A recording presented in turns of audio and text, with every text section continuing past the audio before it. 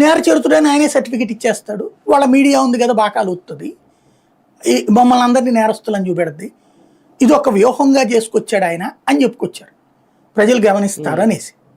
ఇప్పుడు జరుగుతున్నది కూడా, రేపు పొద్దున ఎలక్షన్స్ టైంకి వైఎస్ఆర్ కాంగ్రెస్ పార్టీ అభ్యర్థులు ఒక్కొక్కళ్ళ మీదన 40 నుంచి 50 కేసులు ఉంటాయి, ఇంకా ఎక్కువే ఉండొచ్చు.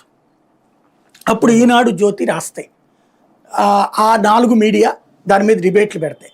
ఒక్కొక్క టోటల్గా 175 మందిలో 100 మంది మీదనేమో 50 కేసులు ఉన్నాయి, 30 మంది మీదనేమో 40 కేసులు ఉన్నాయి, 20 మంది మీదనేమో 10-15 కేసులు ఉన్నాయి.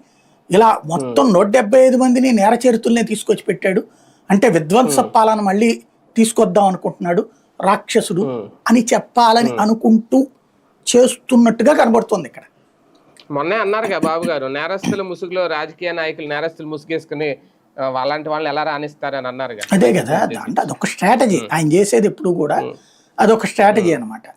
దాంతో పాటుగా కార్యకర్తలు సాధారణంగా ఎలక్షన్స్ అప్పుడు ఏం చేస్తారు, రాజకీయ కార్యకలాపాలలో ఇలాంటి కేసులు ఉన్న వాళ్ళని బైండ్ ఓవర్ చేస్తారు. అంటే అభ్యర్థి వెనకాల తిరక్క, నువ్వు బయటికి రాబాక, వస్తే తీసుకెళ్లి పోలీస్ స్టేషన్లో పెడతాం అనేటటువంటిది బైండ్ ఓవర్ కేసులు అంటారు అనమాట. అప్పుడు పోలీస్ డిపార్ట్మెంటు ఇలా ఎన్నికల సంఘం చేతిలో ఉంటుంది. ఎన్నికల సంఘం సాధారణంగా అప్పుడు కేంద్రంలో ఉన్నటువంటి వాళ్ళ మాటలు వింటది కదా. వీళ్ళు కూటమిగా ఉన్నారనుకోండి, అప్పుడు ఇట్లాంటి వాళ్ళందరినీ లోపలే ఇచ్చేయచ్చు.